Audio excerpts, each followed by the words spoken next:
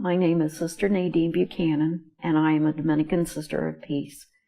My ministry is that of a street outreach that I do on the west side of Columbus. My ministry involves trafficked women, homeless women, and now I've started to go to the homeless camps where I can help the men who are homeless and the women who are homeless. And unfortunately, some of them do have children. So I'm trying to be an advocate for them as well as take them food and needed supplies. Back before 2009, I had read some articles about human trafficking, and it was something I had never thought about before. I didn't think about the women on the streets were being trafficked. And of course, even since 2009, it has evolved. It has evolved into the opiate crisis that we have now. The women are given more and more drugs when the pimps take them, the traffickers take them. The pimps tell them that they are going to get them employment, they're going to have some place to sleep.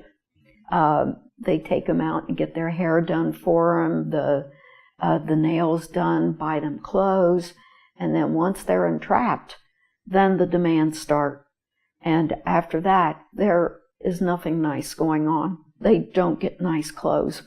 They don't get their hair done. They don't even get showers.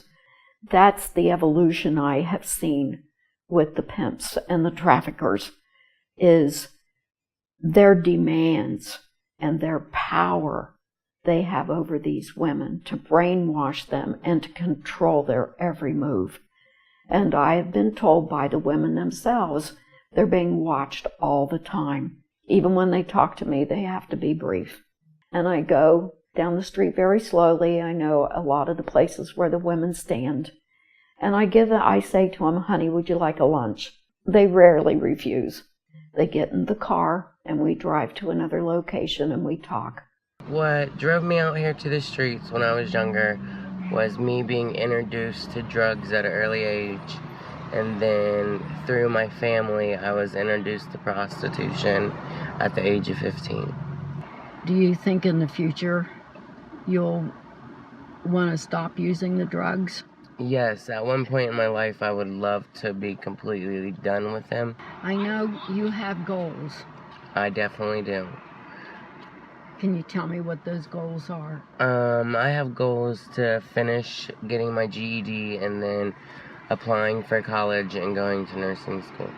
And then doing that is one of the reasons that keeps you off the drugs, because you have a goal, and what you want to do is helping other people. Most definitely, being able to give back and help somebody that is possibly in a situation that I've been in before. Mm-hmm. So I hope it's soon, Jesse. These women are really suffering. They have nothing, and they need personal items every day. So I started to go out myself 2 and 3 times a week. So that's how I got involved a year ago, this last January, going out many times during the week, and then I just kept doing it. And then as people realized what I was doing, they started to give me donations, financial support. And that's what helps the most, because the needs change all the time. So the financial support comes in handy for many reasons. I see all the time is their overwhelming gratitude. It's not just for what I'm giving to them. I think just someone being nice to them is what touches them. I can see some young ladies that seem so street hardened, and yet they're like a puppy dog when they see I have this bag for them and I'm calling them honey, and I ask them how they are today. I tell them to be safe. You know, this woman that you would think couldn't care less about anything will turn around and say, I love you. Thank you for this. Or they will say, God bless you. You know, I get that a lot. And that's what keeps me going back. But even those that are just so hurt by life, it doesn't matter. I know that I'm there to give hope and trust to them. I used to live over here on Bellows last year. I went to jail last year, got out in December, and then I've been out here since December. I strongly, truly appreciate it because I'm about ready to get out. Good. Well, I'm here when you're ready, and I'll take you, okay, honey? Okay. Okay, love you. Love you, thank you. Thank you, honey. I had a little girl, 10 years old, right before Christmas. I was stunned because she still had, her little baby fat, and she had blonde hair, and she just looked so young and so innocent in this huge, puffy fur coat that was fake. And I called her over to see if she wanted a lunch, and she got so frightened. And I said, honey, it's okay. Then I realized she was being watched by the pimp. He had her out, just kind of baiting her, getting her ready. It just left me sick. But she could not have been more than 10 years old, and had not even started puberty. So it really was very, very, very sad. And these are the days I want to just come home and just say, I've been to hell today. When I see women with their huge abscesses that are infected from injecting the heroin, and I just see them so ill and yet so addicted that they just cannot stop, because no one has tried to help them stop. I saw a lot of construction going on, and I always wanted to know, it was beside Inner City Ministries, and I really wanted to find out what they did, because I wanted to get involved with something down in the bottoms, where the women could go in and take a shower, get a hot meal, do their laundry, and just have some time away from the streets, away from the demands. And so I went in and talked to these women, and they happened to be doing the exact same thing that I wanted to do. So I said to them, do you mind if we partner? And they said, no, that would be great. So the Martha Giving Circle gave me $4,000 last April. And because I knew the respite center took longer to get opened, it was because they didn't have the money to finish what they were doing. So I gave them $4,000, and they were able to complete everything they needed to do. So now they've been fully open since September, and we've been down to take some pictures to show what has been done in the house. The house was all broken down and everything, but now it just is such a comfort for the ladies. And right outside of the respite house, to the side of it, they take the youth, and so they have a youth program there too. But between the two buildings, they have a wooden shelf that closes, but every day they fill it with bread, all kinds of bread and cakes. They know who's going to deliver it, and so they put it out there to make it available for the people who are homeless, and they come and take what they can eat. When the women come in, they are reminded they are to be respectful, and they are. They really take that seriously. When they come in, they sign in and they get a number. And then on the side of the wall right there, they have some cabinets that they can put, their lockers, that they can put their things into. Then they take their number and they'll put it in their shoe or something so they don't forget what locker was theirs. Then they can come and look at coats that are hanging up and jackets. Then they go into the next room, and in that next room they have some changing cubicles. And there are pants and tops and all that, and there are 2 changing cubicles so the women can go in there and change the clothes and see if they fit. A lot of times they make it a lot of fun for them, so they feel like they're at a fashion show. They come out and, show everybody what they look like, and then they have a mirror there for them to see themselves too.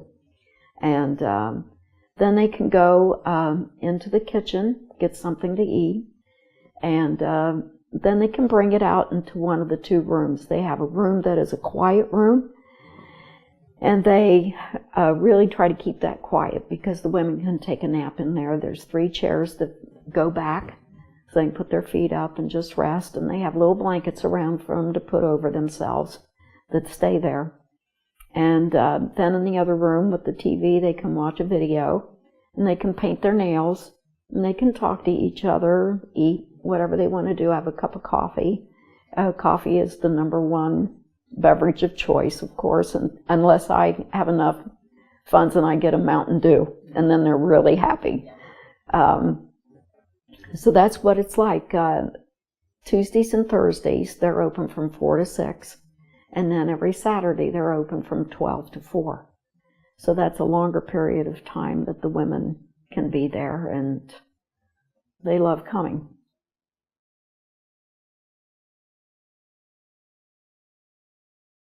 When they're really bad, I take them to Mount Carmel West to be treated, because I can tell that some of them have, the infection has already gone into their bloodstream, and so they really do need to get IVs. And but I've made some connections with Mount Carmel Outreach now, and so they have given me their schedule. And the gentleman that is head of it, he told me to call him anytime, and he will even come over to where I am, or I can take him over to wherever the outreach bus is to get them medical help.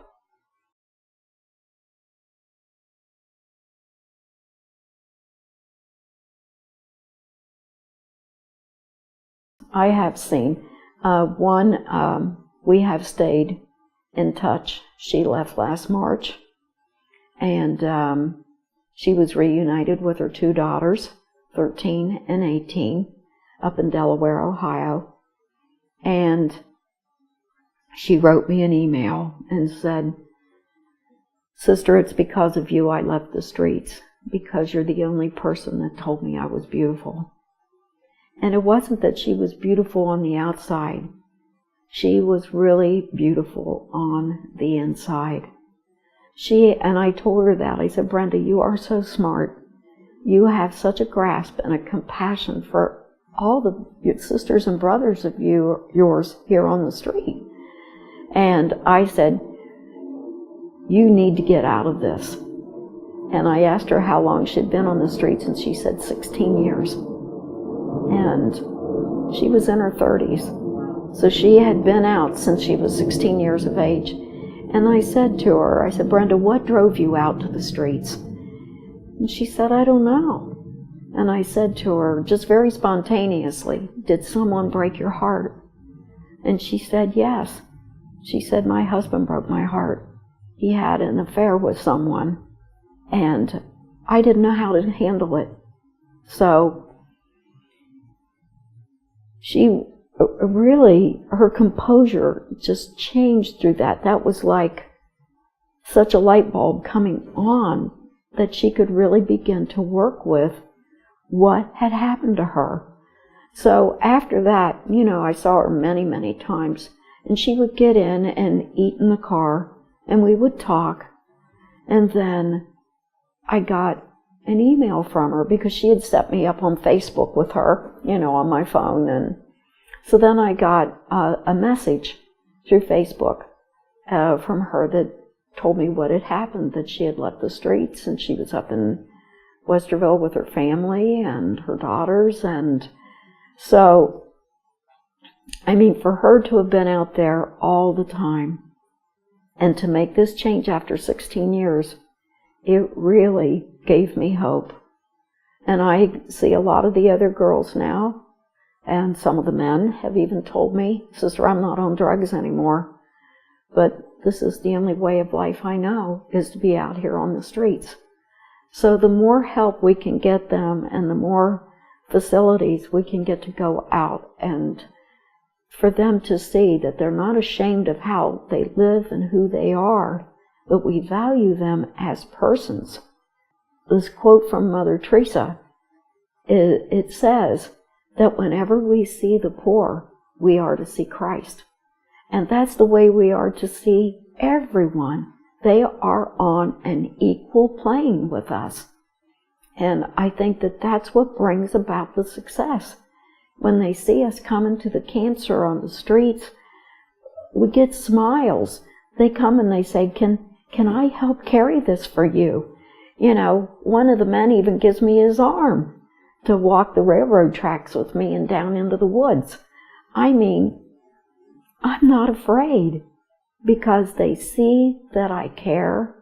And that's another thing that Mother Teresa says. If people see joy, if they see a smile, they know you're coming in peace. And I'm a Dominican sister of peace. So I want to bring that peace to them, something they're not used to.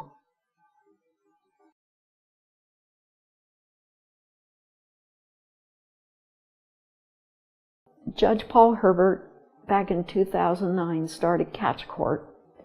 And whenever a woman goes to jail, one of his representatives, Hannah or Katora, go into the jail to offer the woman rehab and to come to Catch Court.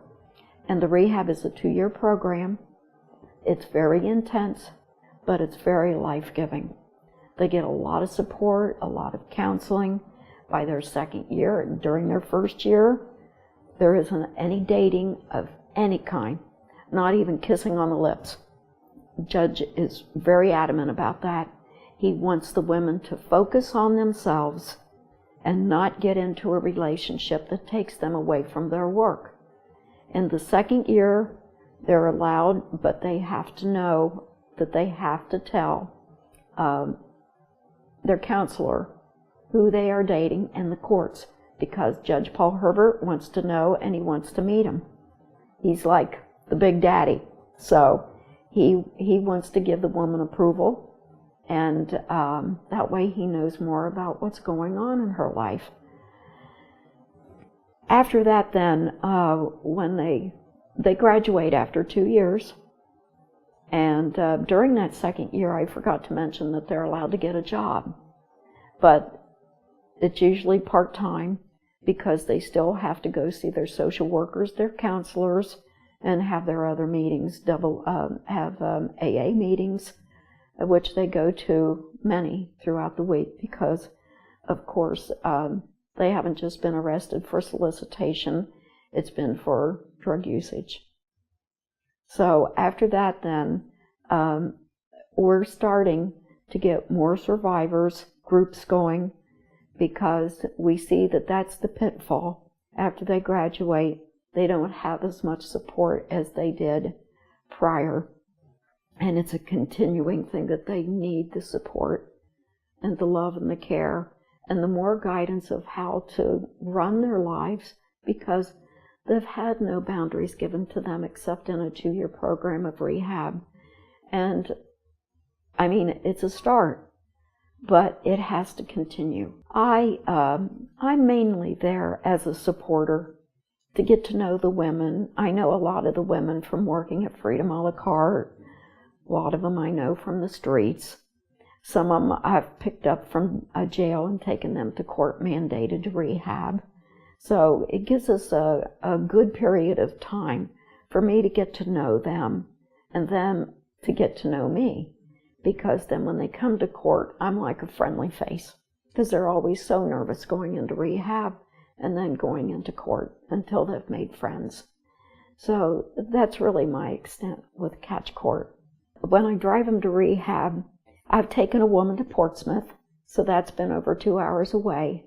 And then before we got there, we stopped so I could buy her some Tide for her laundry because she was allergic to a lot of what they would give them in jail. And but it gives us time to talk, for me to really get to know how she got started on the drugs and what drove them out to the streets.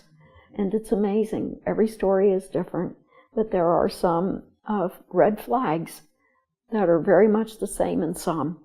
I hear over and over again when they were 8 years old, their family gave them a cigarette laced with marijuana to try.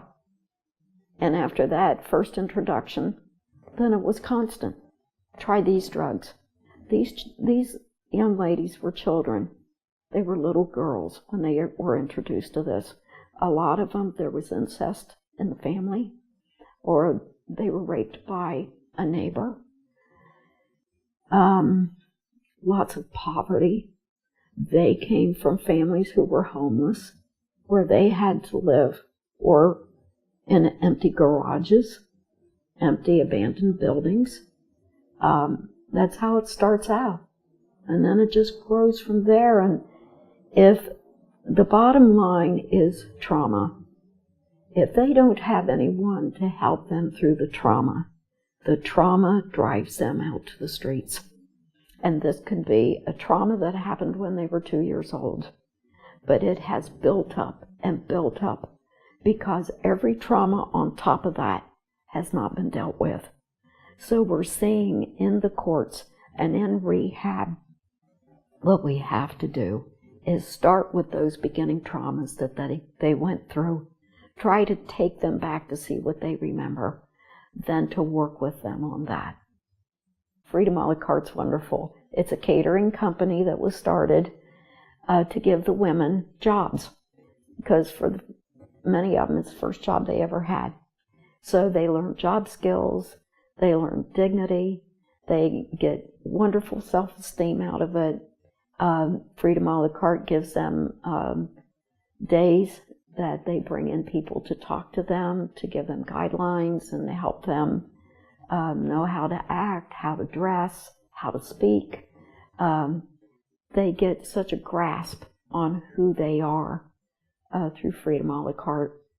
And She Has a Name is on the same level as that, where the women get it. They clean houses. They have a mentor that teaches them, goes out with them the first few times. And again, these women learned the skills that they never knew they had. That's what I see at Freedom a la carte. These ladies learn to love to cook. They feel good about themselves. When they start to do platters and everything, their artistic capabilities come out. And they're just so happy with themselves because they never knew that person was in there. And now she's been brought out. So Paula Haynes and Chef Jess, Paula is the executive director and Chef Jess is the executive chef. And they work so hard with the ladies. And then Susan Triunfo, she is a support person too. She does so much behind the scenes and on the scenes. But they really dedicate their lives to helping these women have a life with dignity.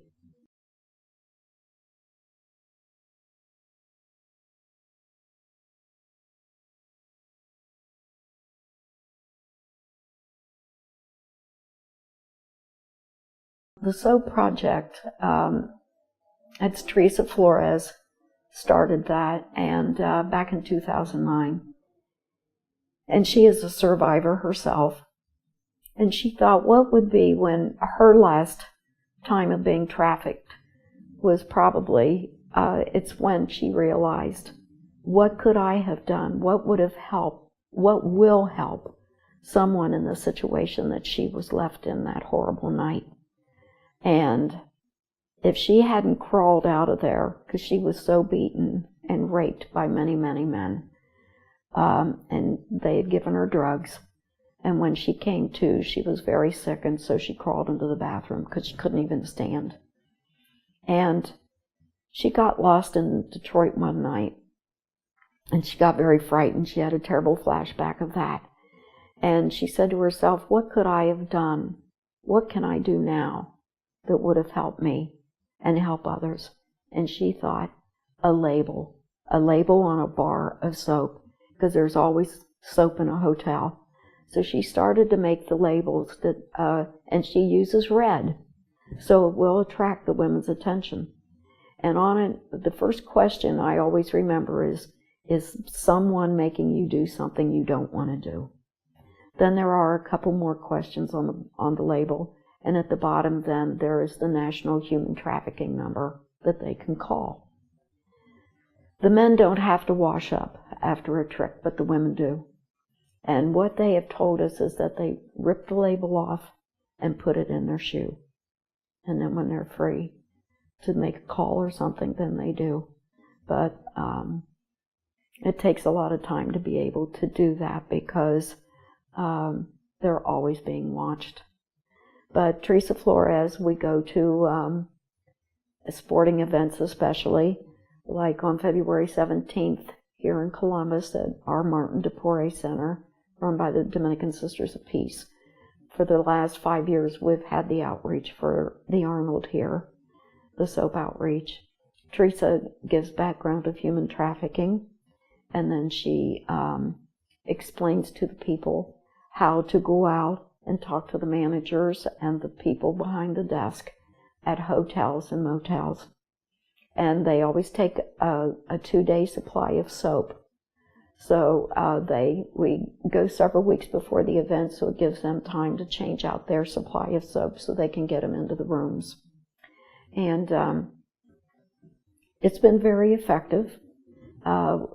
Teresa doesn't run the numbers herself, but it's all done through Polaris. That is an agency in Washington, D.C. that tracks getting women saved and then rescued to, the different, because the hotline number goes through there. Because sporting events draw a lot of men, and men are the biggest perpetrators and users of the women. And a lot does happen here in Columbus. They bring in women since this is the largest event of its kind throughout the world. They bring in women from all over the world to satisfy every need. And so Columbus doesn't only send out women, it brings in women. I'm not really sure, but I know that in a lot of ways they are bussed here. I have seen and heard that the women are actually put under with the suitcases under the buses. They are on the buses. They're brought in by trucks, cars, you name it. That's how they get here. And 1,400 children go missing in Ohio a year. Now, some of them are recovered safely. A lot are not. So it's between 1,100 to 1,400 a year who go as runaways and then are taken as a pimp, who's going to feed them, give them shelter, and that's what they're looking for, a smile, a kind face, and until they get them entrapped, then the whole thing turns. About 5 years ago, Senator Portman introduced the bill bringing home our missing children. So his legal aid came over to see me and interview me before that. And then they had asked if they could use the Martin DePores to bring in advocates from all over Ohio to talk about his bill. So they did come here, and it lasted a couple of hours. We had a lot of people representing all different kinds of human trafficking outreaches who were advocates. And so indeed, his bill did pass. President Obama signed it just several years ago. And he has been out putting out several other bills along with Teresa Fetter. She is a representative. Portman, as you know, is the U.S. Senator. But no less, there are a lot of things being brought out into the open here. For Ohio, I think, is really leading the way. And we have to, because we are fourth in the nation for human trafficking. And now we are second for opioid overdose deaths. Not just overdoses, but deaths. So we have to really bring this to the attention of everyone, just not our state senators and our representatives and our governor, our attorney general. We as individuals have to wake up and realize it's every one of our responsibilities. They came out with the saying, see something, say something. This is happening right next door. People don't know their neighbors anymore like life used to be. We had conversations. We asked to borrow sugar or have sugar. We don't do that anymore. We're very closed off with one another. But if we get involved, another saying of Mother Teresa's is, if you want to change the world, love your family. It has to start there, because then that love has the ripple effect to our neighborhoods. And then we can begin to see behaviors and changes that are even happening right in our own neighborhoods, in our own streets. And if we call the authorities, 911, and let them know what we're seeing, what's happening, yes, we have to get involved. People don't want to get involved, but that's the bottom line of my life. This isn't comfortable for me. It has taken me way out of my comfort zone, but I have seen the need. I have seen the pain. I have seen the suffering. I have had 2 young ladies die since May that I personally knew and loved very much. And it leaves me devastated. I want to be out there to help these ladies in any way. And not everybody can go to the streets, but if you see something, you say something. And that's the only way we're going to get everyone involved. I think parents have to be much more involved with their children. One of the things I would say that's always offered is that they can go get their children fingerprinted and to get their picture taken and have that with them at all times. I know parents who have pictures of their children in the car. I think that's a great idea, because when they put in a missing children's report, the police can come. They have that readily available. When Senator Portman had the discussion over in the Martin DePoris with the advocates, he talked about we need to get pictures of missing children. This was one of the things that Teresa Flores does when we're getting the packets ready for the people to take out to the hotels. She always has a sheet with all the young ladies' pictures on them. And so many times she had gone into the bank of missing children and they had no picture. So people didn't know who they were looking for. Plus, when these pimps and traffickers bring them into the hotels, of course they're going to give a false name, or they're not going to give their name at all. And so that was a huge problem, that when we were looking for them, we didn't even know who we were looking for. But since that bill has passed, there still is a problem. There still are not pictures of these missing children in some locations. So Senator Portman has done an awful lot of work on that, and he has done an awful lot of work on Backpage. But I will tell you, some of the missing persons has helped, because I ran into a girl a couple weeks ago, no coat. It was one of those horrible minus below 0 days. And she sobbed at every item I gave her and thanked me profusely. She's very young. At the time I thought, you can't be more than 14. I went down to get ready to go out to the camps with the man that I go with. And there was her picture on the missing poster of Crossroads Church. And when he came out, I said, Sean, I just ran into her. Of course, we didn't know where she was when we went back. But these missing pictures do help, because People send me pictures all the time on my phone so that if I know one of the women relapsed from Freedom, or someone else knows someone and they know I go out, they send me their pictures on the phone so that I can look out for them when I'm going up and down the streets. It works, but even that needs more help. But Senator Portman is really, really trying hard to work to get Backpage off. And more places have cropped up now on the internet.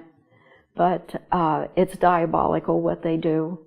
They take these little girls and they have them pose in hotels and they get their pictures from like their graduation picture, or if they've been taken for a picture for the first soccer team or something. That's how insidious it is.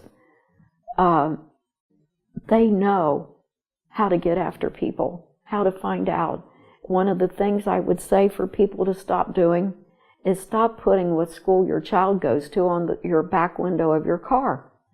The other thing is how many children you have. The honor student label. Don't put anything like that on. Like I was starting to say about how many children you have in your family. People get that and put it on the back of the window of their van. That's a bad thing because these traffickers already have your license number. They can track you down. They know by that sticker how many children you have. They know by that honor student where your child goes to school, all because they have your car license. So we have to be wise. We have to be smart. This is a time in history. Back in Jesus' time, Mary and Joseph got upset when they both met and neither one of them had Jesus. Well, that was a time when children were kidnapped to be sold into slavery. That's why they panicked. We have that same time. Slavery is even worse than it ever was in our time of history. That's why we have to be wise. We have to be smart. Who our kids' friends are. Oh, they seem so nice. Well, have you had them over? Have you been to their house? Have you talked with their parents? Have you talked with the other friends? Children have to know how to choose good friends. And it doesn't just happen in seeing them 1, 2, 3 times, or having gone on vacation with them 1, 2, 3 times. Because I have known several ladies who got into trafficking because their friends' mother and dad took them on vacation and then prostituted them out and then left them where they were. So it is a very scary time. But as long as we are vigilant, we know who our kids' friends are. We even take them to the movies and we sit 10 rows back. We have to be vigilant. We need to talk with our children. We need to find out what happened at school if they come home upset. Unfortunately, we have to use the words earlier. Did someone touch you in a way that you did not like, or somewhere that you did not like? Did they speak to you in a way that made you feel uncomfortable? Did you want to get away from that person? And why? Tell me what makes you feel uncomfortable being around them. I am here for you. I am your mother. I am your father. And I am here to protect you. Did one of the other students do something? It's the type of thing, there again, the whole thing about Mother Teresa was, if you want to change the world, love your family. Love isn't always with hugs and kisses. Love is getting right close to your child, sitting down with them, checking their emails, putting something on it where You have a right to check everything, whether they like it or not. That is what has to happen. If these children are getting emails from a man who says he's in North Carolina, don't believe it. He's right across the street when your child is being dismissed from school. He knows what they're wearing. He knows what bus they're getting on because they have already told him so many things about themselves. He knows just who to look for. And it's getting younger and younger and younger. These are 5th graders, 6th graders, 7th graders. So we have to just be at their side all the time. And that's how they will learn to be able to protect themselves, by using their voice. We want them to use their voice. We want them to be able to tell us what is going on.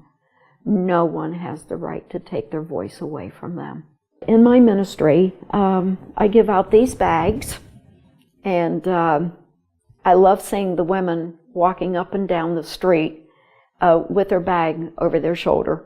A lot of them get right to a stairway, sit down, start to eat their lunch. They are so hungry. And what I put in their lunch, I give them enough food for a day and a half to 2 days. And then I give out 40 of these bags a month. Hopefully I'll be able to start giving out 60 because there is great need. I give them their package of fem items and all the other personal items that they need. They always get a pair of socks. They love the socks.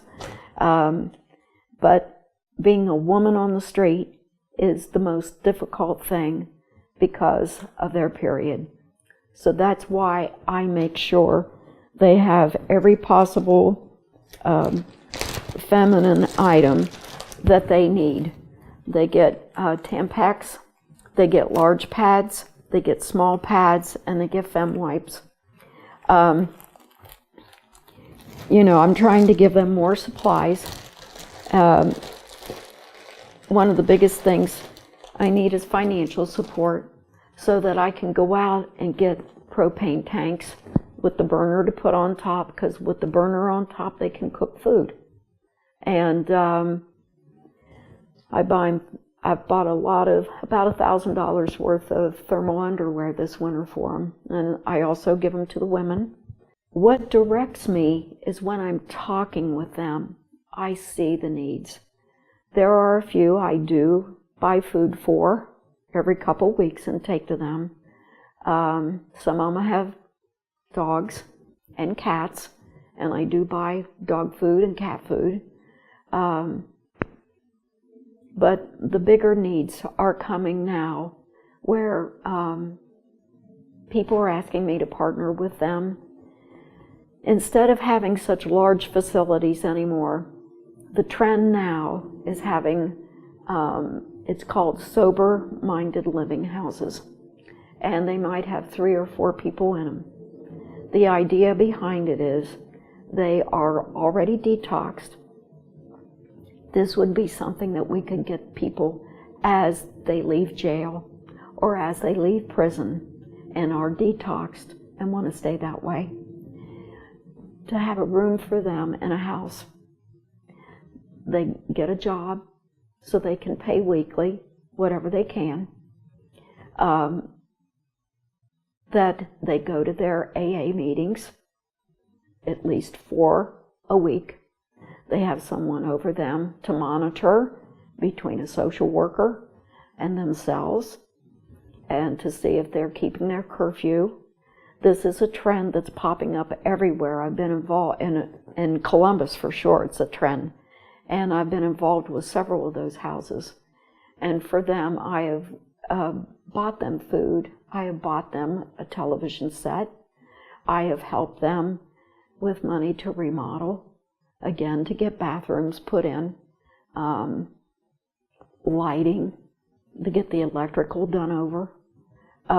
So these are my larger needs, financial support, so I can continue to help them, and we as Dominican Sisters of Peace can continue to help them.